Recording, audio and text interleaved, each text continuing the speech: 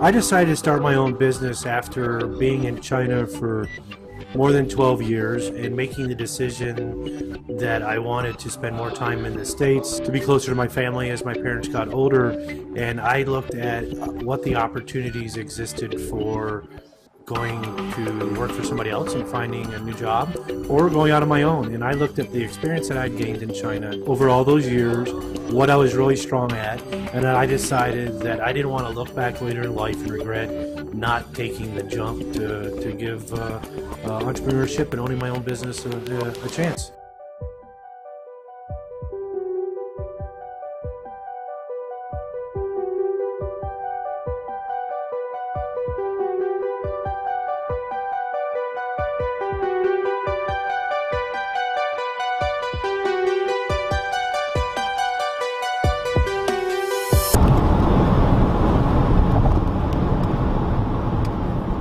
I had gone back to school because I'd never finished my bachelor's degree the first time around.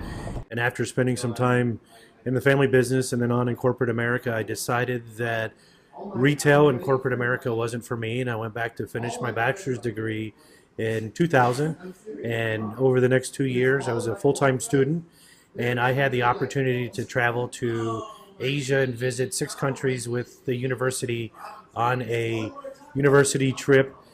And during that trip, I fell in love with China. The energy, the just the hustle and bustle that was occurring back then. And as a boy from the Midwest, I thought, this is where I want to be. And this led me to beginning to search for an opportunity to move to China after I graduated. And I found a company that was looking for an account manager to set up a team in their Shenzhen, China office. Very small at the time, and I signed up for a 2-year assignment, and many years later, I'm still there. After that first 2-year assignment was up, I was itching to go back. The culture shock was a lot different when you're on the ground, living and working, than when you're traveling with the university delegation. And at that 2-year mark came, the company asked me to stay for another year. And so I did, and during that third year, I became much more involved in the local community, making Western friends, and expanding my network from working all the time and entirely local friends, which are very important, but I needed, and I didn't realize I missed the Western interaction. And that third year, gaining that and seeking it out and gaining that interaction changed my life, and I decided then to continue staying with my company as opportunities came my way for advancement. And I was with that first employer that moved me to China for more than 10 years. The company that moved me to China offered me a position to move to China, was a third-party testing lab and quality service provider, and I moved over here to put together our first client-based team. And I knew nothing about quality control, and I was one of the very first non-engineers that the company had hired with a business background and degree. And when I came on board, there was definitely a learning curve when it came to understanding quality regulations, quality compliance, what's the difference between QC and QA. And as my role advanced within the company and the time that I was with them, I became an expert in inspections and managed our Chinese inspection teams.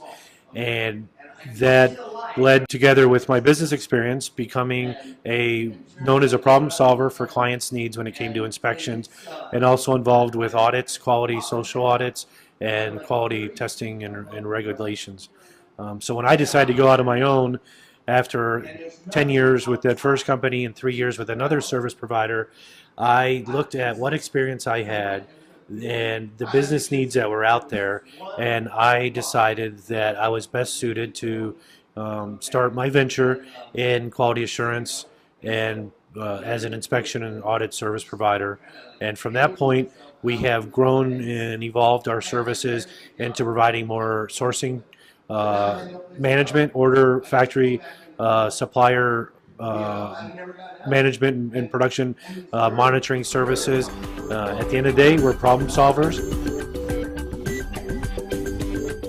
my time here is what led me to love solving problems for our customers, taking the knowledge that I gleaned from working with factories and understanding the challenges that they face, the challenges that the Western buyer, be it a retailer, vendor, importer, Amazon buyer, faces when finding the right factory, dealing with issues in order and production management, together with what is required from a quality standpoint, is what brings me joy and satisfaction in when we're able to solve those problems.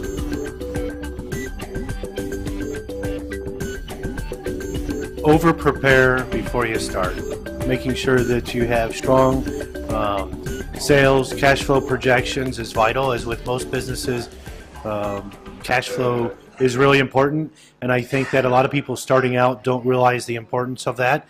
Whether you are the only one employed or you have a half a dozen or a dozen employees, being able to make sure that you can pay your bills, pay the employees on time is critical. Starting out with manufacturing, when you have a project idea, ensuring that you do your homework on what the requirements are into the country that you're shipping, quality, regulatory, and function, which are not necessarily the same. There may be some overlap, but you want to make sure that when you're developing a product that you have complete understanding of what the requirements are and the manufacturing process. Educate yourself on how your item is made, so when problems come up, you can help work with the factory to identify a solution. Any good manufacturer or factory is going to be excited to share with you how they make your product. So that would be, to me, one of the things that is critical, is understanding all aspects of your product and how it's made. Many years ago, I took a leap of faith and moved over here on an opportunity, and it was culture shock. So being aware that things are different from your home country, being open-minded, being patient, one of the greatest personal benefits that has come out of my more than a decade of living in China is the ability to slow down, to don't get so stuck on a schedule. Schedules are important, especially when you have timelines to meet in production, but there's a lot involved in making your product, and so understanding that things may not move at the pace you believe they ought to. And while there's a hustle and bustle and the energy here is amazing, that doesn't necessarily correlate to everything always working on the schedule you think. So being willing to slow down, understand that the culture here is much different from your home country, wherever that may be, and that for the most part, the local people are very welcoming and desire to do business with you.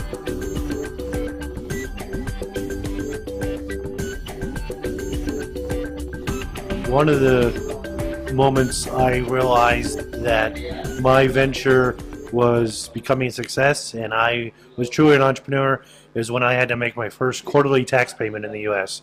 It's important when you're starting out to understand the tax implications of where you're buying product, where you're selling product, and where your revenues are being generated. I think one of the most important traits of doing business in China is understanding your strengths and weaknesses. There's people that are doing business here from all walks of life, people that are very analytical and don't have much creative streak, to people that are very creative and not very analytical. So finding business partners that fill your gaps is very important. So I think that the most important trait is understanding your strengths and weaknesses and working around and through those when you're doing business in China.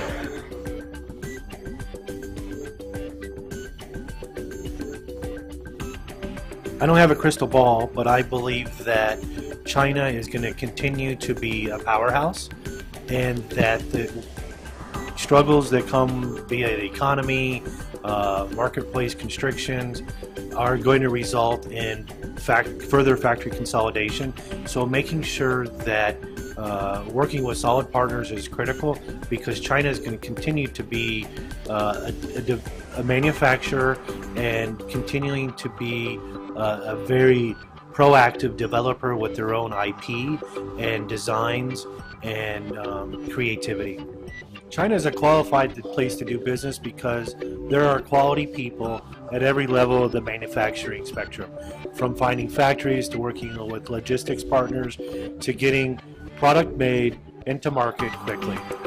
Without a doubt, China had historically been known as the world's factory, but it's much more than that. It is a service provider in every sense of the definition, and I can't imagine doing business anywhere else other than China.